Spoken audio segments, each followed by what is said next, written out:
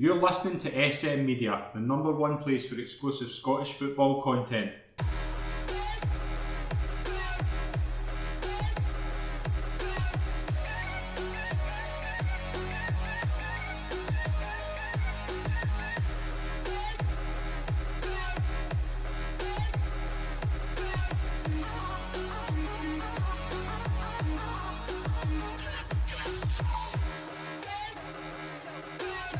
Hi folks, and welcome to the latest episode of the SM Media Scottish Football Show. I'm Scott McPike. It's an absolute pleasure to be your host as always.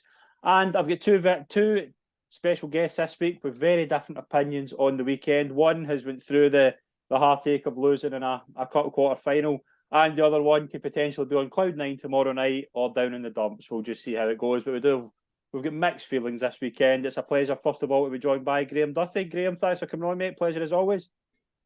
Thanks for having me on. I look forward to it, although not so much about the Celtic Hearts chat, but we'll get to that, I'm sure. We will get to that. And it's a pleasure to welcome Mitchell Feegans. Mitchell, it's a pleasure to have you back on. Thanks for coming on.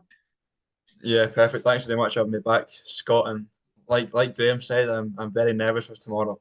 Very nervous. I can imagine so. Yeah, we'll get into that later on. We'll touch on the big game for Ayr. Obviously, a chance to get to the quarterfinals of the Cup for the first time, I believe, in the Scottish Cup anyway, since 2002. Am I right there? Correct, yeah. Because I remember that game. I think it was I remember them playing Celtic and Eddie Annan scored. Yeah, I think you're right, yeah. Yeah. I think you're right, aye. Yeah, I've been to an Ayr Kilmarnock League Cup semi-final. Yeah, I was at that one when I was about 5 or 6, which was... Can't remember much about it. But... I remember being at that game and sitting right down at the front row of Hampden. You ever sat in the front row at Hampden? No. It's rubbish. You're as well sitting in your house in the telly watching it. It's rubbish. Graeme, you ever sat in the front row at Hampden? No, but for the Hearts, what was it, the Hearts Hibs semi-final last season, we sat about 5 rows from the front. We didn't get the best of views. It was still don't get me wrong, it was still a great atmosphere and a great game, but yeah, we didn't really see a lot sitting like 5 rows from the front. Yeah, I can imagine. Hampden, I could have a rant about Hampden and the poor view you get at the game, but that's maybe for another day. We are at this quarter-final stage of the Scottish Cup. 3 of the games have been played. One is obviously going to be played tomorrow night, Falkirk against Ayr. We'll preview that later on. But we'll start on Friday night up in Inverness, and a First Division side against a Premiership side. Usually you would think the Premiership side would get into that match as favourites. I fancied Inverness from the start. I just had a feeling about Inverness. Even when Kilmarnock went 1-0 up, I still felt Inverness had come back into the game. And Graeme, that's the way it turned out. Kilmarnock took the league through Kyle Fussell after 3 minutes. But as we see with Kilmarnock away this season, it's very difficult to fancy Kilmarnock away from home. And Inverness kind of raised their game. I thought they came to life a lot in the second half. Billy Mackay scored a penalty, and then Welsh obviously scored and just held on really well, I thought. And I thought it was a case you would have probably thought Inverness were the Premiership team and Kilmarnock were the Championship team. I thought Inverness fully deserving of a victory and a brilliant achievement for the side to get into the semi-final. Yeah, my prediction before the game was 2-1 to Inverness. I just had that feeling all day that Inverness were going to win that game because I've seen Kilmarnock a few times and I know they've got a decent record against Hearts, but I genuinely think they're a very, very poor side. There is not enough about them that I think that they might even stay up. I think they could go down. And it was no surprise that Inverness won. Obviously, going to go down early on, decent finish from herself with a corner kick and stuff. But after that, I thought Inverness were excellent. I thought the game plan was fantastic. I thought they were aggressive. I thought they pressed Kelly all over the park. The penalty, it was a penalty. I know there was debate about whether it came off the defender's leg and onto his hand, but it didn't. It wasn't a penalty. Mackay gets slightly fortunate. He goes to the middle and Sam Walker just about keeps it out. But the ball's in the back of the net. That's all that matters. And after that, I thought Inverness were excellent. They were the far better team. And yeah, they did look like the Premiership side. Second goal again, Sean Welsh is a good finish. But again, I think Sam Walker's got to do better there. It's a decent shot, but it goes under him. He's got to do better. And I heard Derek McInnes after the game saying that apologising to the fans because it wasn't acceptable. And he's right. Kilmarnock were very, very poor. Apart from Vassell, potentially Daniel Armstrong, there is not a lot of quality in that squad. I think they really, given the fact they let Lafferty go was a massive shock, I think. They've got very little up front. Defensively, I'm not overly impressed. I don't think they've got that much in midfield. I just think they're a very, very poor side. And Inverness, thoroughly deserved that. Billy Dawes has done an absolutely brilliant job at Inverness. I think when he got the job, I wasn't sure, but he's done a great job. And after the game, he did say that now the focus has got to be trying to get into that playoff. There's every chance they could. They're a very, very strong side, especially at home, and thoroughly deserved to win that game. And, they were the far better side all the way through that game. Mitchell, you look at, obviously, from an Inverness perspective, they are obviously getting to a semi-final despite the league position. They've looked at that as a free hit against a Premiership side. Kilmarnock, maybe the opposite. You would think they're poor away form. I think they've only picked up 2 points from 45. To then go into a semi-final and go 1-0 up and just completely kind of just drop off. I thought they just dropped off a cliff in the second half. There are concerns with Kilmarnock. I spoke to a couple of Kilmarnock fans the past couple of days, and they are kind of saying the same thing they've said all season, as Graeme's just pointed out there. The lack of quality up front is a real concern, but it's not just that as well. It's they're giving away cheap goals. And I thought with Kilmarnock coming up, I thought, right, they've had that season. Derek McInnes has come in. He's done really well to take them up. They will build on that. I didn't have them down as relegation candidates this season, but you look at their squad. Graeme mentioned it there about Kyle Lafferty. Danny Armstrong seems to me to be one of only maybe two.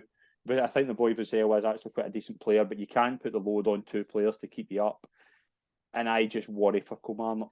And it's a shame because I know a lot of Kilmarnock fans, and I know a couple of people at the club.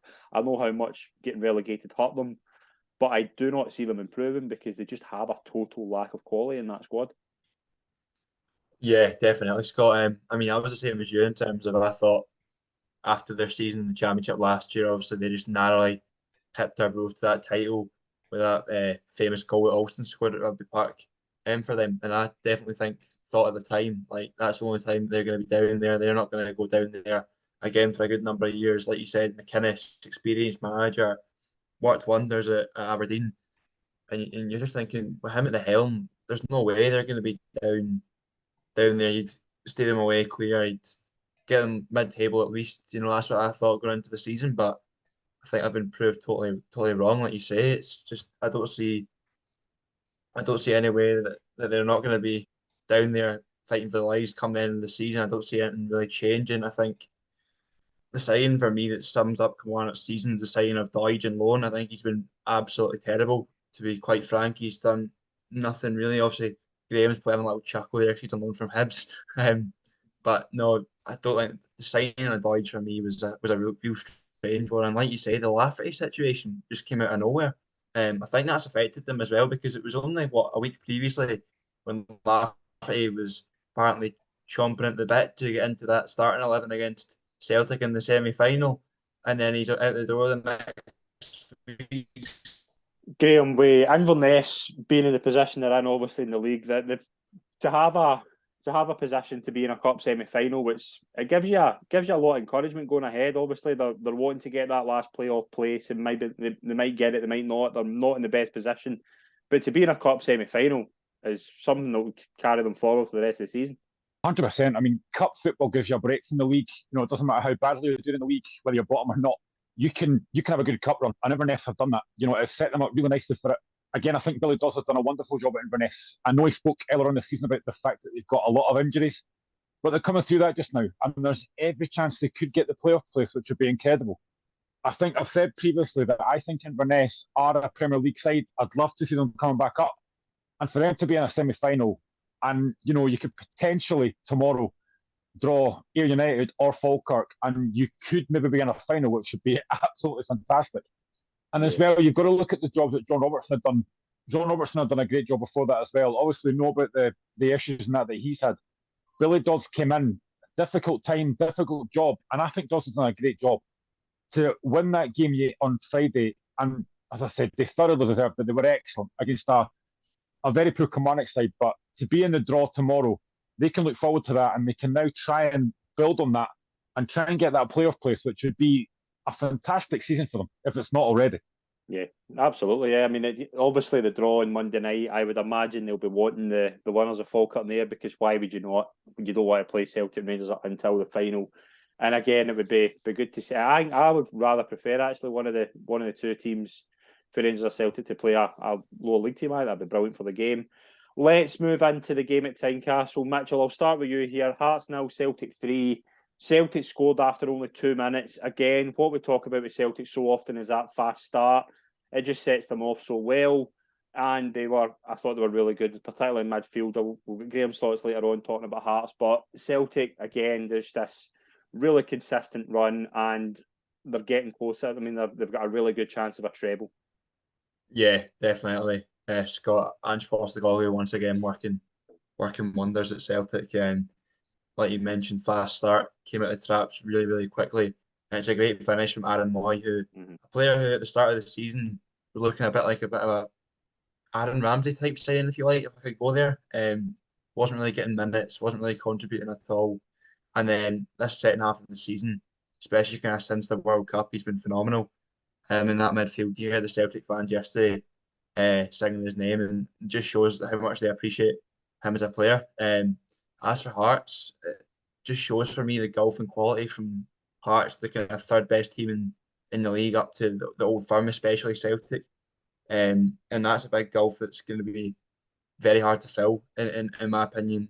So Robin Nielsen's definitely got his work out there. Another player I want to mention, Alistair Johnson. I think he's been a brilliant signing. Obviously got that assist for the Kyogo goal yesterday. Great ball in, and Kyogo, just his movement's phenomenal.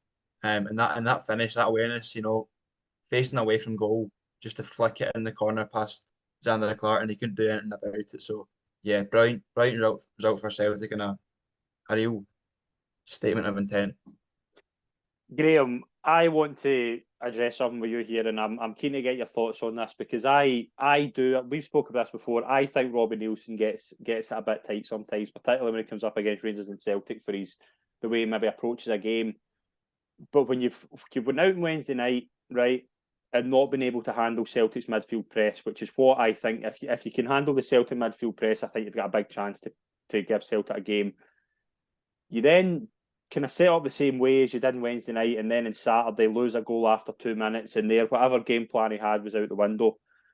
You have to question what that was all about to me, because Celtic's midfield, I thought, were just toying with Hearts at times, particularly kind of Halliday and Grant.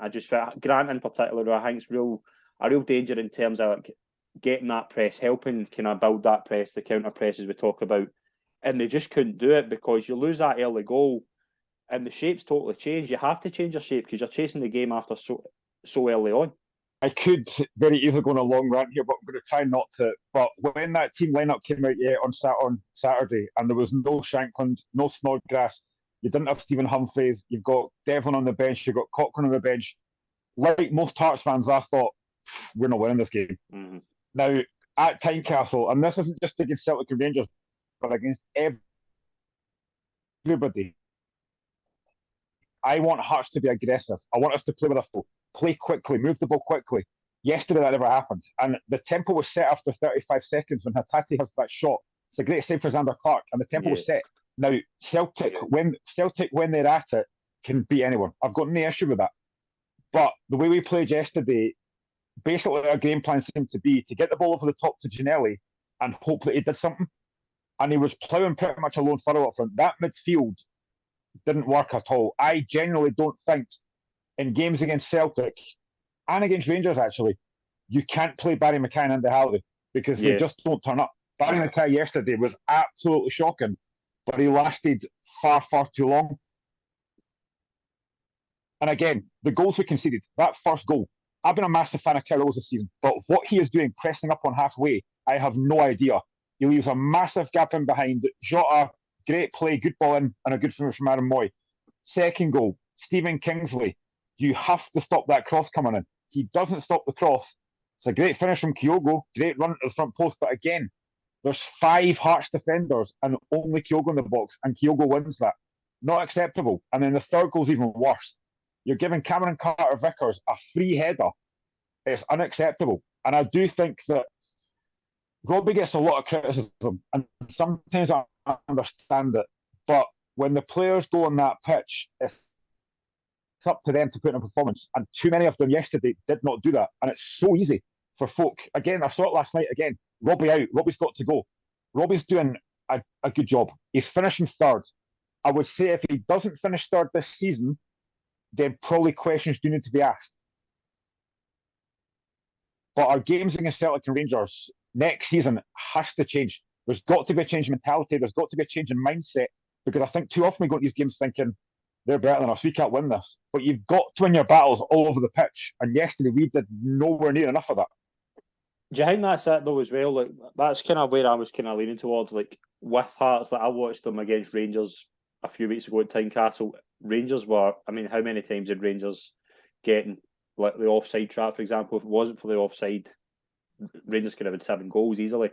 Wednesday night, I thought Celtic strolled the game. I just thought if Celtic wanted more, they'd have got more. And I kind of want to as well with Hearts say that, like, is it more a case of are Hearts fans just happy finishing third? Is Robbie Neilson happy just finishing third? And when Rangers and Celtic come, or even because I don't think if Hearts picked up a point against Celtic Rangers this season, I don't think they have. No, we had that 4-3 defeat to Celtic earlier in the season that we actually played quite well on, and we've never hit that level again. I mean, I think for me, it's just full of idiots to be honest, but I know some of the points they make, and I do think for me, finishing third, yeah, it has to be the priority. I would like to aim higher. Every fan does. They want to aim higher. But you're up against a very strong Celtic side. You're up against a Rangers side who will strengthen again in the summer. I don't think you can judge Michael Beale on this season, but there's every chance to win a cup. For me, I think, yeah, we have to finish third every season. Now, yeah, if we sign quality players in the summer that might help us push on, then fair enough. But I don't think that's going to happen. I think Robbie Neilson is the right guy. But as I say, if he doesn't finish the season, questions have to be asked. But at the moment, I'm happy with what he's done. But these performances against Celtic and Rangers, third best team in Scotland, and yet we put performances like yesterday, which just says maybe we're not. Mm-hmm. Mitchell, anything you want to add about Hearts potentially for that? Because you look at that Hearts side and the quality in it. I mean, you've got the likes of Barry Mackay, Stephen Kingsley. I think I really like George Grant. I think he's a really good player.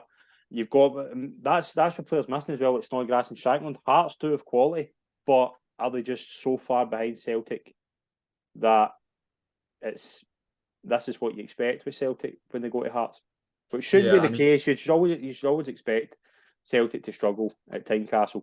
Yeah, I think, like Graeme said, from a fan's point of view, it'll be disappointing to see him get turned over so easily, and not really putting up a fight almost, from what I can sense. In terms of Barry Mackay, I'd agree with you in the sense that he doesn't turn up enough for me. Obviously, he'd do okay in the odd game, but his consistency has got to improve, especially in the bigger games. He's got to have more of an impact. We all know he's got the quality there from his days at Rangers. Obviously, that goal he scored in the cup final against Celtic all those years ago, cup semi-final rather, and he's shown it. He's shown it previously. He's shown it in other games this season that are of less importance. But in the big games, like Graeme said, he's just not really turned up for me. And I think that's like Graeme said, in terms of Robbie Neilson, he can't do anything if the players don't turn up. The players have got to turn up, work as a team, fight for every ball, win their individual battles across the park. And if they don't do that against an extremely good Celtic side, who, like Graeme said, can turn MD over in the league, then you're done for. Mm-hmm. Yeah, I think that as well. Graeme, would you agree with that? I mean, 100%. I think, for me, I know a lot of folks talk about budgets, and yes, Celtic Rangers are bigger budgets, but I think when it's a one-off game, especially a cup game like yesterday, you have to go in your battles. I mean, the fans were up for it yesterday, right from the start. We had the Gorgie Ultras, which was great, but the players yesterday just didn't do enough. And again, I think I've been a bit of a critic of George Grant recently, but to be fair, he's done well recently in the last couple of games. He's the only one that really tries to make something happen. But in terms of Barry Mackay, like, he turned up against St Johnstone a few weeks ago. That's the games that he turns up in. Against Celtic and Rangers, he doesn't turn up. Now, against Aberdeen on Saturday, he might turn up, but you can't have that. You can't have your big players turning up whenever they feel like it. They have to do it every week. And I think as well, the one thing about Barry Mackay, on the ball, he's great. He's fantastic. He can provide something. Off the ball, he's brutal. He doesn't track back. He doesn't put tackles in. I know that's not his game, but you need your players to work hard. And when you're watching Barry Mackay putting a performance like yesterday, where he's just walking about the pitch, not really interested, he should have been at half time. But yet again, there's some players that seem to get away with performances and play every week. That's not what I want to see. Mm-hmm. Yeah, and that's where kind of Hearts are at. Obviously, like I would worry with Hearts in particular. I think going 3 at the back against Celtic is just asking for a disaster. Like I really think that, because you saw a class example. How much space was Jota getting into? Michael Smith, he couldn't handle both Jota and Johnson come up against him. Jota and Johnson were switching play and just getting right through him. And I don't think Michael Smith's a bad guy, but when you're setting up that way, you're just asking for a problem. And that's kind of where that game ended up. Well, with the game today, obviously, at Ibrox, Rangers 3, Wraith Rovers 0. It's probably what's happened after the game that's caused a bit more intrigue than the game, actually, Graeme, because it was probably one of the most boring 3-0 victories I've ever watched in my life. Rangers were just steady. The result was never in doubt. I think there's a lot of questions to come about where Rangers go next season, because I saw a lot of, like, when Rangers are going up against a team with 10 men behind the ball, and Wraith, that's the only thing Wraith can do. I don't have an issue with Wraith playing that way. But Rangers, just at times, it was just so slow. Nothing was happening. I think it kind of exposed the likes of Cholak and Sakala. Like when they're up against a tight defence, they really don't have much. Unless it's on a plate for them, they really don't get much going. Yeah, I was actually thinking that during the first half. But you watch Celtic and they move the ball quickly. It's like 2-touch. And they're quick. Rangers just didn't really play with that kind of tempo today. They dominated the game, as you'd expect, but there wasn't really a lot of creativity. I mean, to be honest, I would have loved to see what would have happened if Wraith had scored that goal with Gonçalves' shot, because that was a brilliant effort. Yeah. But that was about all that Wraith could muster in the whole game. But Rangers were very slow. I mean, the first goal was going to be crucial. We get it. I think Ian Murray was disappointed the way they lost that first goal from a set piece. Good header by Connor Goldson, really good header. And then you're expecting the floodgates to open at maybe 4, 5, 6, but it didn't really happen. You know, the second goal, I don't know what Ryan Nolan's doing. The third goal, really good play by Todd Cantwell, who I really like. He's a self-good to Arfield, and Arfield does what he does. He scores goals. But Rangers were just very laboured at times, and you could tell that the Rangers fans were getting a bit impatient. Yeah, it was only really noise. It was only really noise that came to the ground. You know, you're at home at Wraith Rovers, you're expecting a procession, but it didn't happen. Yeah, it was just very, very slow and laboured. And if you look at the last as well against Partick, Rangers didn't play well in that, given that Rangers team, who I think are good players. Like Ryan Kent, I've always been a massive fan of, but at times he does flatter to deceive. But you're right, it was, you know, even watching that game as a neutral, it was very boring. But Wraith did what they could. But it was always going to be a comfortable win for Rangers, but it was just very laboured. Yeah, it was laboured. I think that's the perfect word for it. Rangers it was fairly routine. There wasn't much of a spark, Mitchell. Going forward with Rangers, and like you look at the team, I know like Yilmaz and Suter come on, you can see Hadji on as well. There are players coming back from injury, but that does open up the fact that Rangers do need to start addressing the squad for the summer. Oh yeah, definitely. It was really interesting actually to listen to Michael Beale's interview after that win today. He spoke pretty openly in terms of how he wants to bring a couple of extra additions in and how summer's going to be a very interesting period. He spoke about how he's publicly said that he'd like Ryan Jack to stay, and he thinks he's a really influential player. And then he actually got questioned about Morelos because there had been rumours of him signing a pre-contract with, I think it was Sevilla, during midweek. And I think Michael Beale said something along the lines that he wants to see more from Morelos in the final third, and just kind of day in, day out, which is kind of, I think I've read a couple of the replies on social media and stuff. That's kind of sparked kind of conversation. Is Morelos just not, is his head not in it? Is he just not willing to put the work in and play day in, day out? Because I thought Cholak and Sakala midweek were brilliant against Hibs, and that was a big decision from Beale to drop Morelos, who's obviously got, I think it was something like 7 goal contributions in his last couple of games or something like that. So it was a big decision for Beale to drop him and play Cholak and Sakala, but it proved to be the right one, I'll tell you. Yeah, I think that's the thing with Cholak today. I think you saw the best and the worst of him. I think at times he gets himself in really good positions, and I think he's the best finisher, but he doesn't do that Morelos job at times. I think when Rangers when you're up against 11 men behind the ball like that. Rangers do need a striker like Morelos who's busty, who can get space, things like that, up against a defender. Cholak isn't really good at that. He's had to learn it. So I think I don't expect Morelos to sign a new deal. I think Jack will. I think Kent will. But Morelos, I think, is gone. I think the Sevilla, maybe if it's Sevilla, if it's not, I think he's gone in the summer.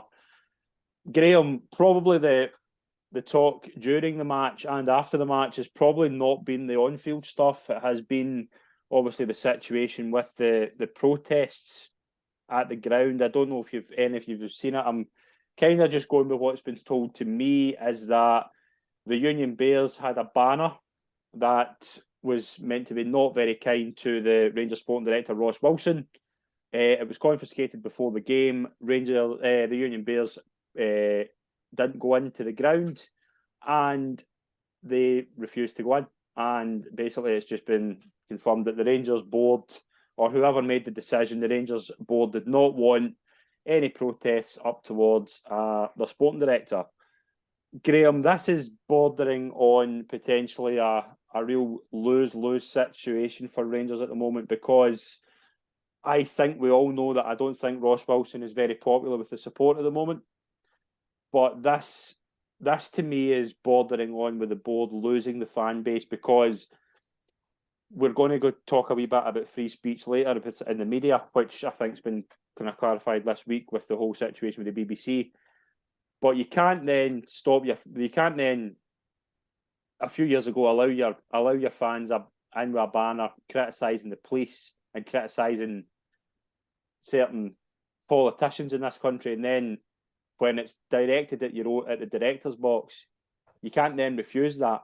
That to me is bordering on don't insult us, insult anybody else, but don't insult us. Now that to me, that doesn't last very long, Graeme, with a board, because a board can't do that to support. Now, I'm not saying the Union Bears are totally 100% in the right here, but you can't deny them the opportunity to express. Yeah, I mean, it's a difficult situation, but the fans are the lifeblood of the club. They put the money in. If they want to protest, then it's up to them. But there's been a few banners recently as well. I think it was after the Rangers Partick Thistle game where Michael Beale gave Partick that goal. The Rangers fans were not happy and obviously made a statement with those banners. If fans want to protest, then that's fine. I know there's certain ways to do it. If they're aiming horrible abuse to Ross Wilson, then that's not great. But you know what? Fans have got a right to free speech, as we all know. And it is a very dangerous precedent they're setting. These fans pay their money. They go to the games. If they want to protest, that's up to them. But it is a very dangerous situation. I'm not a Rangers fan. I don't know what the issue is with Ross Wilson, why a lot of fans don't like him. But I think the Union Bears have got a right to free. I honestly am still not sure as well about if a lot of Rangers fans at the moment are still behind Michael Beale. I sometimes think there's a bit of still not convinced by him. And after what he did against Partick Thistle, when he let Partick Thistle have that goal, sometimes when I hear Michael Beale talking in the media, I kind of think, I'm not sure you should be saying that kind of thing. So there are maybe a few problems off the pitch at Rangers. And I do kind of feel sorry for Ross Wilson in a way, because he's obviously trying to do a job. But going against your fan, never a good idea, because the fans are the lifeblood of the club. That's the thing. I'm kind of leaning towards here. I probably know a bit about this situation compared to you two, but I think Ross Wilson is in a difficult position, because he's like anybody. If you're in your job and things aren't going right, you're not setting out to do that. It's just the way the pennies fall. And now, I think the later statement that Michael Beale made, I would address more. Michael Beale was asked about the contract situation regarding out of contract players like Morelos, Kent, and Jack, and Michael Beale said, I don't have it quote for quote, but what he said is that nobody has been spoke to regarding new contracts. It's the middle of March. Now, if there's been no dialogue over new contracts, then that is a failure on the director of football. That has to be addressed, because you either keep your asset and try and get money for him in January. What you don't do is just let it go on and let them talk to other clubs. You try and get them tied down. You don't do it. This to me looks like and I've spoken about this to a lot of people, Ryan Kent was bought for £7.5 million. That was the biggest outlay Rangers had made since 2003. Any club in Scottish football spending that kind of money have to make a profit on that player. Now, it doesn't matter if that player turns out to maybe not be good enough. Ryan Kent, yes, he has his critics. I'm probably up there with one of the biggest critics of him at times. But you should not be letting Ryan Kent get down to 2 months in his contract. You should not be turning down how many £1 million worth of bids for Alfredo Morelos and leaving him go potentially for nothing. Mitchell, that's where Ross Wilson, that's where the issue I have with Ross Wilson is. That to me is bad forward planning. And that's, unfortunately, is where I agree with the Union Bears and many Rangers fans in this position. The buck stops with the director of football. That's not a manager decision. The manager's not, you're bringing in the director of football to stop the manager getting all the criticism for transfer decisions. You can't let, if Ryan Kent goes for nothing to a Bundesliga club, for example, and then the Bundesliga club 2 years' time sell him for £15 million, that will be an absolute disaster for a Rangers perspective. If Rangers let Ryan Kent go for nothing, that will be a shambles, and the Rangers board deserve 100% of the blame for that. Yeah, totally, Scott. I mean, the whole thing with Morelos and Kent, like you've just kind of touched on there with the transfer fees and the potential offers that they've turned down, especially for Morelos. I remember a couple of summers ago, that kind of season where he had that great spell in the Europa League, early kind of rounds of that. I think Newcastle were in for him for, I heard rumours of 20 million, 15, 20 million pound offers coming in from not just Newcastle, but other clubs around the world that are fairly big clubs. And you think, why have you not taken that? Because they've, like you say, they've let him go down to 2 months left in his contract. If they sign him on a new deal now, it's almost going to look like they're just signing him to try and get money. So teams aren't going to put the same money in as they were when they had 2 years left in his deal and was high flying. He's not exactly that high flying player anymore that he was 2 years ago. People have criticised his fitness. Is he fit enough to play 90 minutes? Is he as quick as he is, as sharp as what he was? There's no doubt he can certainly put the ball in the back of the net and he's a good striker. But now, 2 months left in his contract, lacking fitness, it's just, like you say, it's a real messy situation for the Rangers board, especially if, like you say, a situation like Kent going to a Bundesliga club, performing really well, and then getting sold for 15, 20 million the season after, a couple of seasons afterwards. That would look really, really bad on the Rangers board. And it's the same thing historically with Rangers spending big money on players and end up making no profit from them. And that's how all their troubles started. And if you're a fan, you're looking on, you're thinking, yeah, this can't be happening again. We can't be affording to lose multi-million pounds on players who just aren't producing. Graeme, before we kind of move on to, there's one more point I want to make about the Rangers situation. Like, today's a classic example of the board are in a tough spot because the board obviously don't want it to look as if the fans are protesting against them, but they are. You look at social media, you look at anything Rangers put out, it's not positive. The Rangers fans are getting to, and the Rangers fans are getting to a stage where they're fed up. They're looking at the wage bill. The wage bill at the moment's a lot higher than Celtic says. Celtic have beat them in a cup final. Celtic are 9 points ahead of them in the league.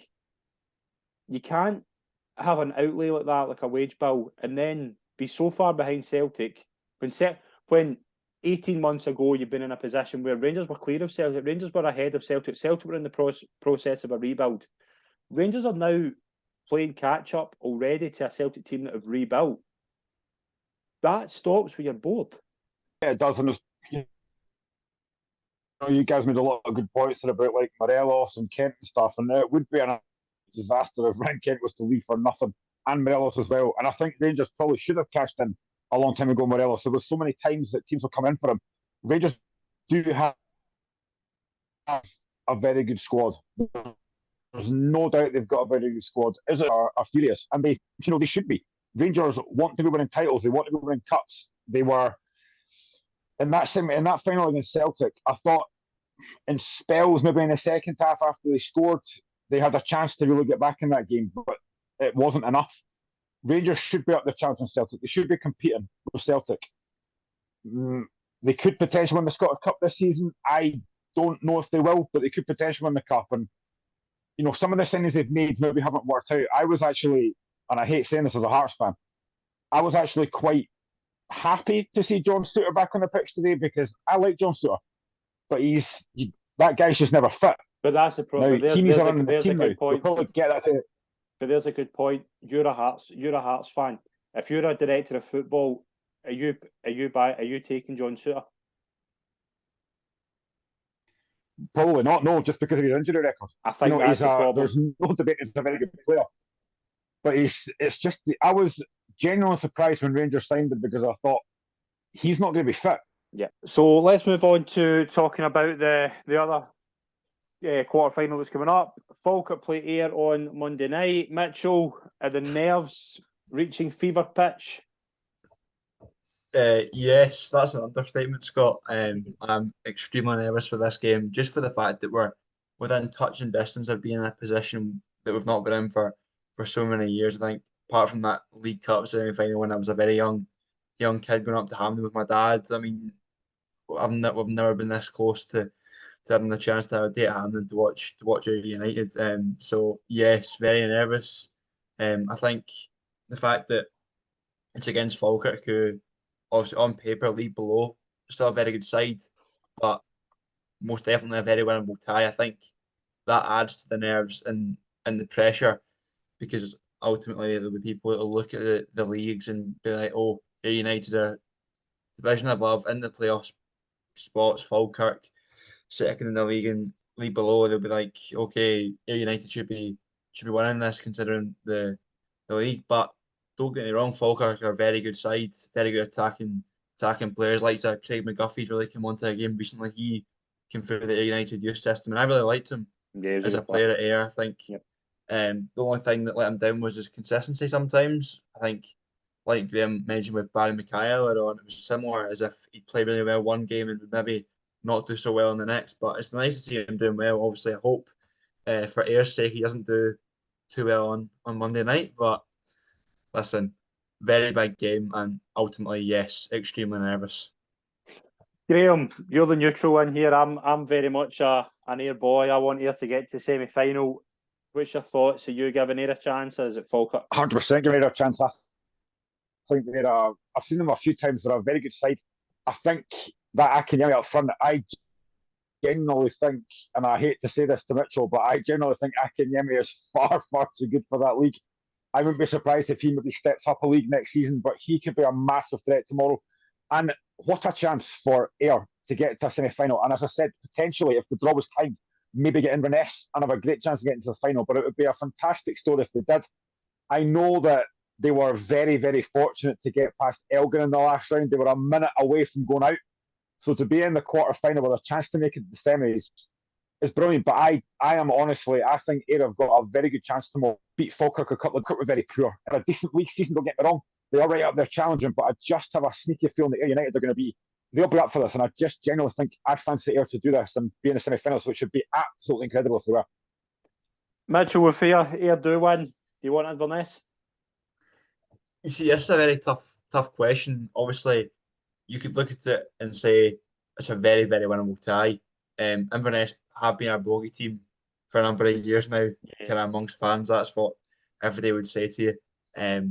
Although, again, very winnable if you look at it that way. But also, you could look at the negative side of that and think of the embarrassment if you were to lose in the semis against Inverness and perhaps not get the gate receipts and the gate money that you'd receive from playing a Celtic or a Rangers at a packed out Hampden Park, rather than playing Inverness, where the stadium would probably be realistically half full or less. So there's pros and cons to both sides. I honestly would take like an Old Firm side in the semi and just take the money.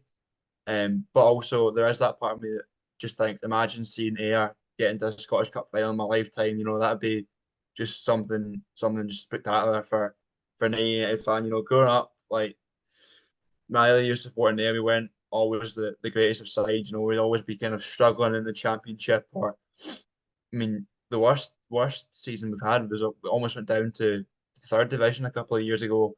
Ian McCall thankfully came in and saved us, which I'll always be grateful for. Ian McCall was a lot of bad press from their fans, but I'll always be grateful for the way he saved us and took us back up and built the foundations that Lee Bill's now taking over and really, really pushing us forward. So, yeah, like you say, there's pros and cons to both sides, but I suppose I would take Inverness in the semi, so it's a winnable tie. Yeah, absolutely. It'll be interesting to see how that game goes. Obviously, goes ahead Monday night. We'll just run through the results in the Championship, League One and League Two. The Scottish Cup and the snow had a wee bit of an effect in these games.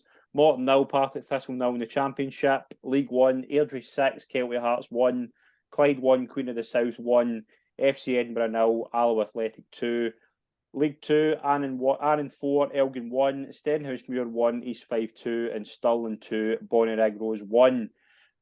We're going to have a wee talk about a wee subject that's been catching the news over the past few days just before we wrap up the show. If you've been living under a rock in Scottish football, you'll have maybe not have heard about the chat regarding a potential SFA Conference League. Now, we've spoke about it a lot in the past, this potential chat about getting the B teams in. Graeme, we know the structure this is going to be if it goes ahead, which is very likely to go ahead, I think. And from a big club perspective like Hearts, who obviously want the B team in this kind of league, are you for it or are you against it? I can see the points in it, but I am generally a fan of. I used to love the reserve league. I would also love to bring the reserve league back. I know that's not going to happen anymore, but I mean the Hearts B team haven't been doing that great, to be honest. I can see kind of the pros and cons of it, but I know I've seen a lot of folk on Twitter and stuff saying, "Oh, it's a bad idea." And again, I do get that, but is it going to benefit anybody really? Is it going to benefit the big clubs? I'm not sure. I'm kind of really undecided about it, to be honest. I'm really not sure if I'm for it or against it. But the Hearts B team, Stephen Naismith is doing an okay job. But I would honestly love, and I've said this numerous times, I would love to see the reserve league brought back, because I think for me, when I was growing up, that was brilliant. You used to see the younger guys and the players that were injured coming back, and it was great. And you got some really good games. Is the B League really helping anybody? I'm not convinced. See, when you're touching on the B League, I've been an advocate of that for years. I remember going to a Kilmarnock versus Rangers game about 15 years ago, and a friend of the show, Rory Loy, was playing for Kilmarnock, and he was playing alongside, I think Chris Boyd was playing, Craig Dargle was playing for Kilmarnock. It was like, because it used to be your guys that didn't play in midweek in the weekend for the first team would play in the reserve game. You would then have players coming back for injury, and then you would have the best players probably from the youth team. So you'd have a really good team. The Rangers team was Brahim Hamdani was playing, Ian Murray, obviously, like players like that. That must be positive for a youth player to play with.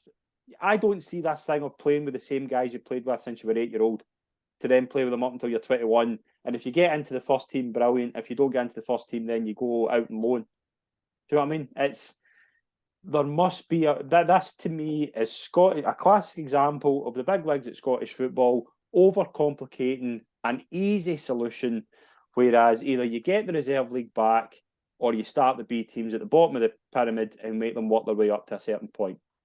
It shouldn't be this fast track thing, because I don't believe this thing of like relegating. I don't think they're relegating 220 teams. I don't think that's what's happening.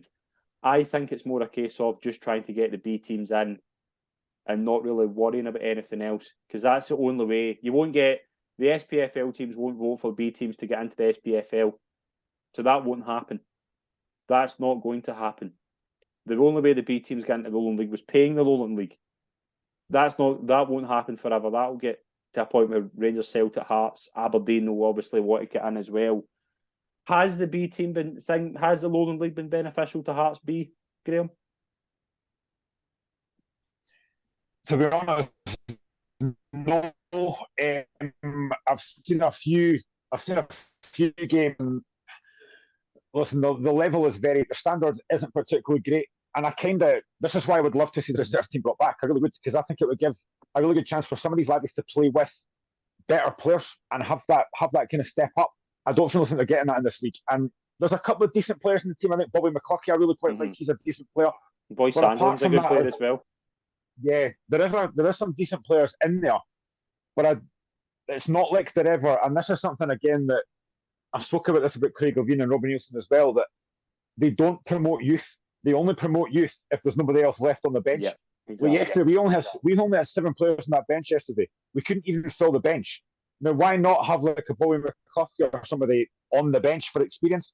But he doesn't do it, and that's the issue. I think a lot of these teams now, like first teams, they don't promote youth because there's too much at stake, and I don't agree with that. I generally would, and I think we let Connor Smith go to Hamilton, which was a bad idea because I was a massive fan of Connor Smith.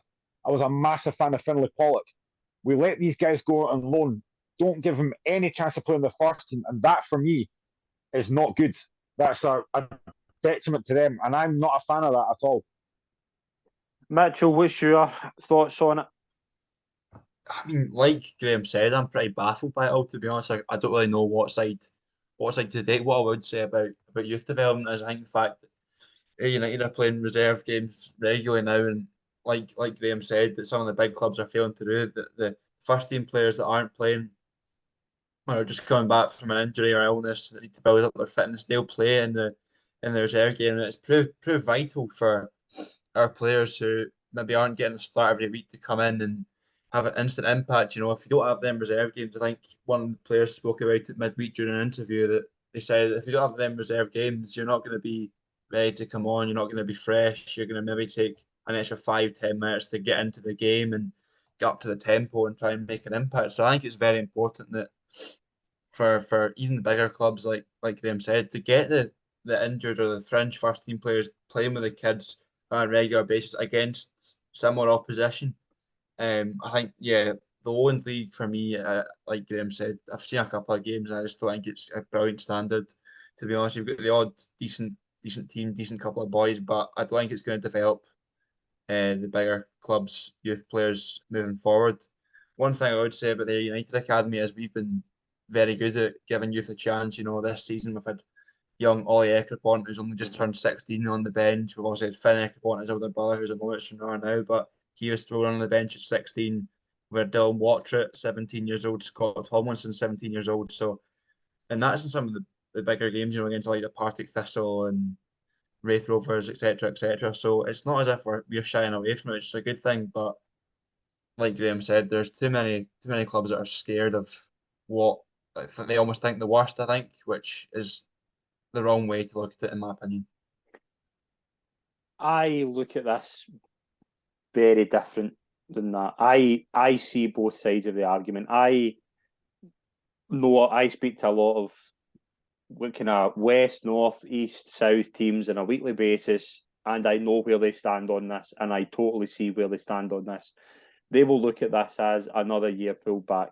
They'll look at that as another year they can't climb up the ladder. The promotion and relegation's a shambles as it is, and I don't think I'm wrong. I know for a fact I'm right because every single person I speak to agrees with me on this. You can't win a title and then go through a round robin to try and get up the league. That's a shambles and only happens in Scottish football. That needs addressed first and foremost. I see the positives of having B teams in it. It works in other countries, but this is the problem. Scotland think they can compare themselves. The bigwigs at the SFA think they can compare themselves to the likes of Germany and Spain, where this method works. Scotland aren't at that level. Now, I get you want to be at that level. Denmark, Croatia, yeah, maybe works to a degree there, but there's not as many clubs. We're hearing this week as well. Somebody in the up north wants Ross County and Inverness to merge because there's too many clubs in the pyramid. So we're going to add more. Is that how we're going to do it? We're going to add more clubs to the pyramid that's already diluted with too many clubs as it is, and those clubs, somebody wants those clubs to merge. There's so many problems in classic Scottish football. It just gets overcomplicated. I think there's two logical solutions to this. You either, as Graeme says, and I agree with this method, bring back the reserve league, players that haven't played. So here's an example for you, right? Here's something I want to address. Let's look at the teams that played this weekend in the Scottish Cup. So let's look at Hearts and Celtic and Rangers bench that didn't come on, right? So on the bench for Hearts and Celtic, let's just go through it. For Hearts, who didn't come on at the weekend, you would have Lewis Nielsen and Ross Stewart. That'd be the two players from Hearts. Celtic's players that didn't come on and would play in this reserve league: David Turnbull, Scott Bain, Anthony Ralston, Alex Bernabe. That's 4 players. That how beneficial would that be for young Celtic youth players to play alongside them? Say Celtic played Rangers, for example. Rangers team, you would have players coming back from injury because Rangers have more players injured than any other club in world football. But Rangers, the players coming off Rangers bench that didn't go on today: Ryan Jack, Glenn Kamara, Scott Wright, John McLaughlin. Why are we not? Why did they get rid of? I remember somebody telling me on the pod they were playing at Celtic Youth and Paul Lambert was in the team for the reserve league. How beneficial is that, playing with a Champions League winner? Do you know what I mean? That's what we could be having here, but instead we're fanning about with silly ideas to try and improve, to try and get Scotland to a level where they aren't at and they won't be at for a while.